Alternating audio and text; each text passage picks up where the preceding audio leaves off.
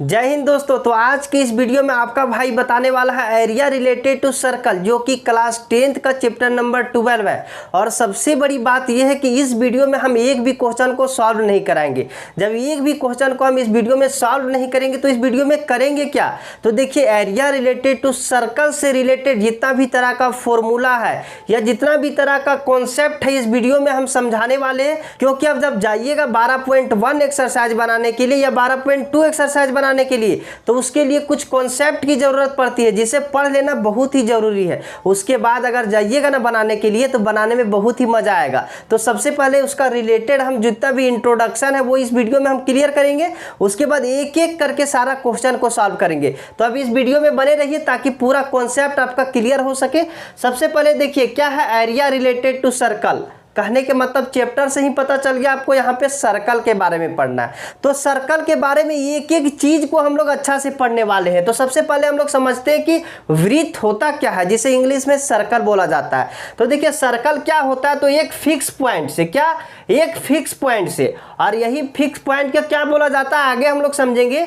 इस fix point से समान डिस्टेंस पर एक समान डिस्टेंस लेते हुए इसको हम गोल गोल घुमा दे। क्या घुमा दे? गोल गोल घुमा दे। गोल गोल घुमा देने का मतलब क्या हुआ कि जो ये डिस्टेंस है ना सेंटर से, इसी फिक्स पॉइंट को बोला जाता है सेंटर, जिसे हिंदी में केंद्र बोला जाता है। तो क्या होता है सर्कल, समझ गए हम लोग कि एक फिक्स पॉइंट से समान डिस्टेंस लेते हुए अगर इसे गोल गोल घुमा दिया जाए तो जो चित्र बनता है वही चित्र को क्या बोला जाता है? सर्कल बोला जाता है। तो हम लोग सर्कल समझ गए, जिसे वृत्त हिंदी में बोला जाता है।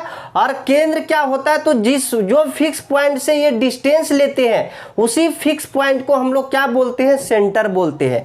और ये सेंटर से ये सर्कल का सरकमफ्रेंस तक का जो डिस्टेंस होता है उसी डिस्टेंस को क्या बोला जाता है? त्रिज्या बोला जाता है। क्या बोला जाता है? त्रिज्या बोला जाता है, जिसे इंग्लिश में रेडियस बोला जाता है। क्या बोला जाता है? रेडियस बोला जाता है।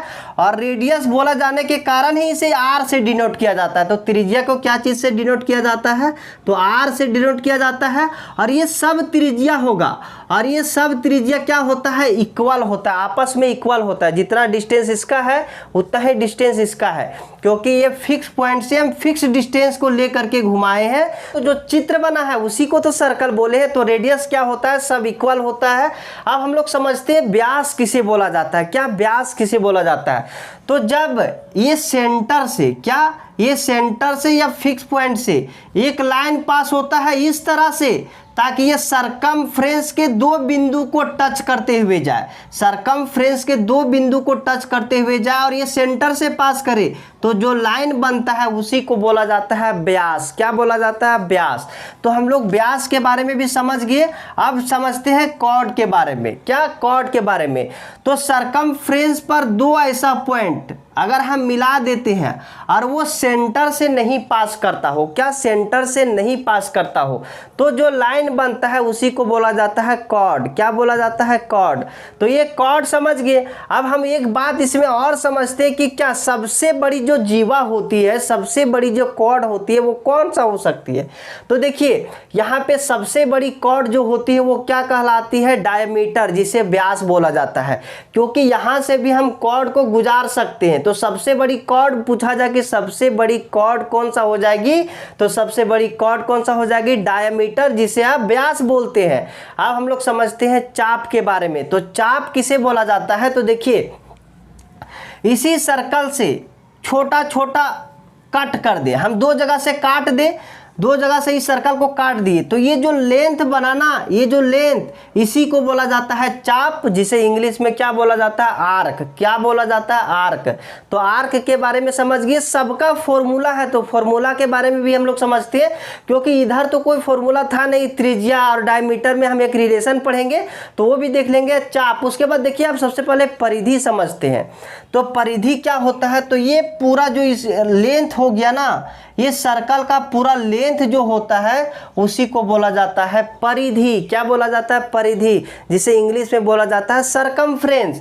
तो सरकमफ्रेंस क्या होता है? तो देखिए सरकमफ्रेंस, यहाँ से हम पैदल चलना स्टार्ट किए, यहाँ से हम पैदल चलना स्टार्ट किए और ये चलते हुए हम फिर से यहीं पे आ गए, तो जो डिस्टेंस कवर किए ना वही डिस्टेंस को बोला जाता है सरकमफ्रेंस।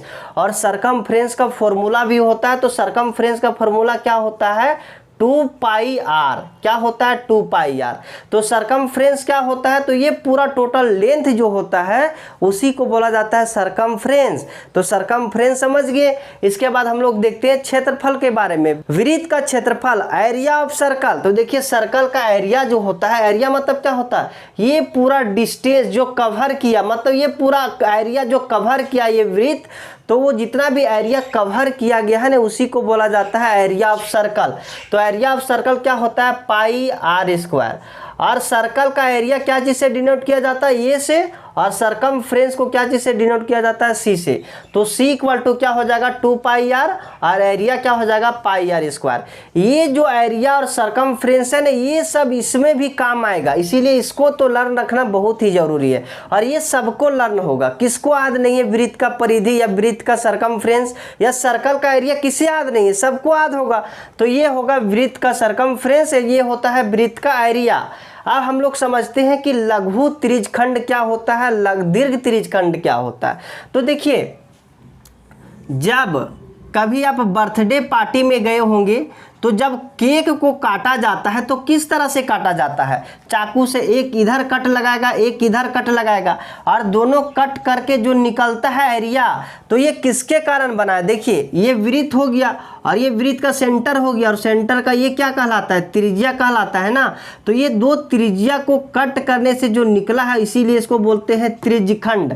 त्रिज्या के द्वारा काटा गया खंड या टुकड़ा तो इसे क्या बोला जाता है, त्रिज्यखंड। अब यहाँ पे त्रिज्यखंड जो है सो सर्कल को दो पार्ट में बांटा कि नहीं, एक छोटा इधर वाला ये सर्कल का पार्ट हो गया, एक पूरा ऊपर वाला हो गया। तो जो नीचे वाला है ना ये छोटा है तो इसे बोला जाता है लघु त्रिज्यखंड। क्या, लघु त्रिज्यखंड, जिसे इंग्लिश में बोला जाता है माइनर सेक्टर। क्या बोला जाता है, माइनर सेक्टर। और ये क्या हो गया, दीर्घ त्रिज्यखंड। क्या हो गया, दीर्घ त्रिज्यखंड, जिसे बोला जाता है मेजर सेक्टर। क्या बोला जाता है, मेजर सेक्टर। अब हम कैसे पहचानेंगे कि कौन छोटा है कौन बड़ा है, तो देखने से भी पता चल जाएगा। या फिर देखिए 180 डिग्री से अगर छोटा एंगल दिखे, क्या 180 डिग्री से छोटा एंगल दिखे तो वो कौन सा हो जाएगा, माइनर सेक्टर हो जाएगा। लेकिन जब 180 डिग्री से बड़ा दिखे तो वो कौन सा हो जाएगा, मेजर सेक्टर हो जाएगा। तो इसका फॉर्मूला भी हम लोग देख लेते हैं कि इसका कौन सा फॉर्मूला होगा। तो देखिए पूरा वृत्त का जब क्षेत्रफल निकालते थे, पूरा वृत्त का जब क्षेत्रफल निकालते थे तो क्या लिखते थे, pi r square. Pi r square लिखते थे ना। अब मान के चलिए सिर्फ हमको इतना का क्षेत्रफल चाहिए, इस त्रिज्यखंड का क्षेत्रफल चाहिए, तो क्या लिखेंगे, यहाँ भी लिखेंगे pi r square, pi r square लिखेंगे। लेकिन अब इतना का निकालना है, पूरा का तो निकालते थे तो लिखते थे पाई आर स्क्वायर, लेकिन जब इसका निकालना है तब कैसे लिखेंगे, देखिए जब पूरा का निकालते थे ना तो कितना का एंगल बनता था, 360 का। तो ये 360 एंगल के लिए था, लेकिन यहाँ पे मान के चलिए थीटा यहाँ पे दिया हुआ रहेगा, थीटा मान के चलिए 60 डिग्री यहाँ पे है, 60 डिग्री है। तो इसका अब निकालना है एरिया, तो क्या लिखेंगे, थीटा बाय 360, थीटा बाय 360। क्योंकि जब पूरा का निकालते थे तो थीटा भी कितना होता था, 360। तो 360 ऊपर 360 नीचे काट के एक हो जाता था, तो इसी तरह से लिख देते थे।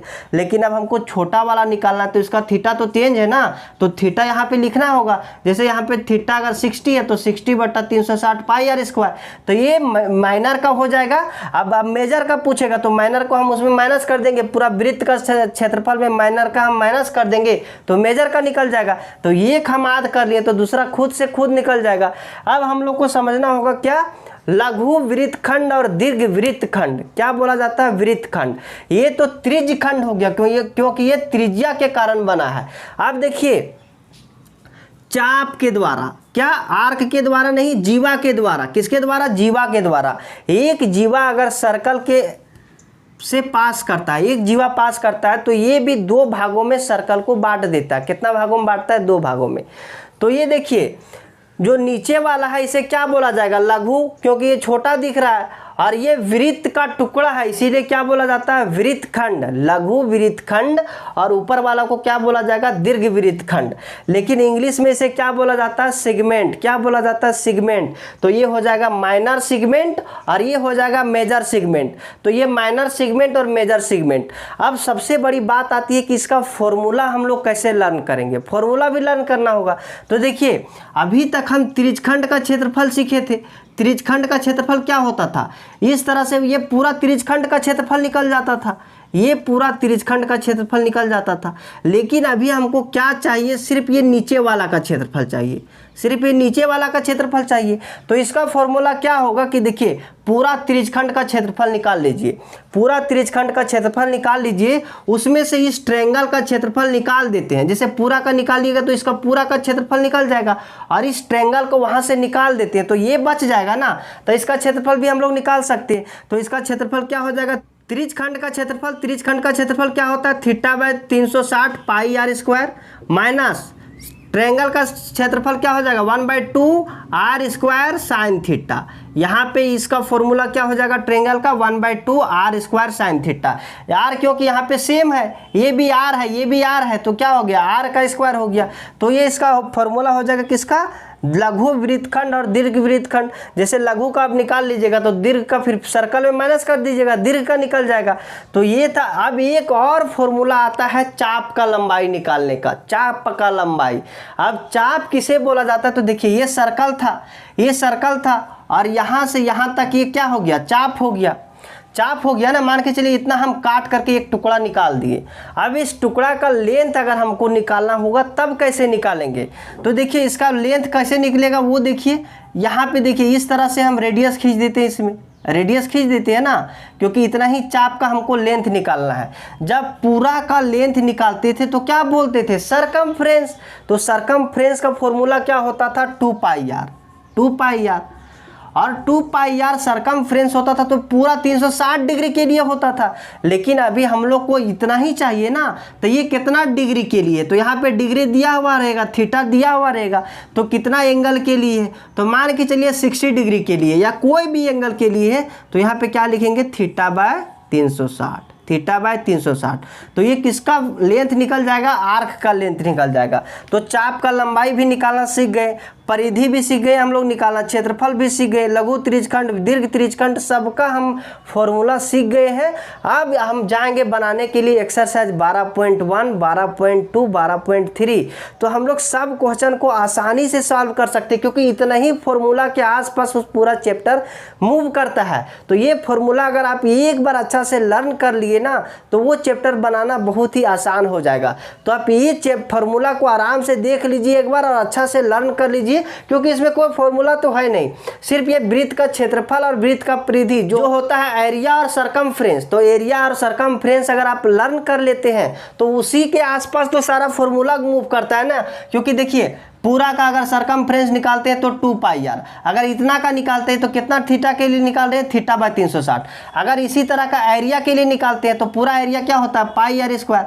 अब कितना एरिया के लिए निकालते हैं तो θ/360, ये θ/360 तो पूरा आता ही है। अब यहाँ पे सरकमफ्रेंस के लिए ये चाप का लंबाई निकाल रहे हैं तो 2πr हो जाएगा, और क्षेत्रफल निकाल रहे हैं तो πr स्क्वायर हो जाएगा। और इसी तरह से अगर मान के चलिए इसका निकाल रहे हैं, सिर्फ इधर नीचे वाला का निकाल रहे हैं, तो क्या होगा, इस पूरा माइनर सेक्टर से इस ट्रायंगल का एरिया हम अगर निकाल देते हैं तो किसका आ जाएगा, ये सेगमेंट का आ जाएगा, माइनर सेगमेंट का। तो इसी तरह से सारा फॉर्मूला हम लोग लर्न किए।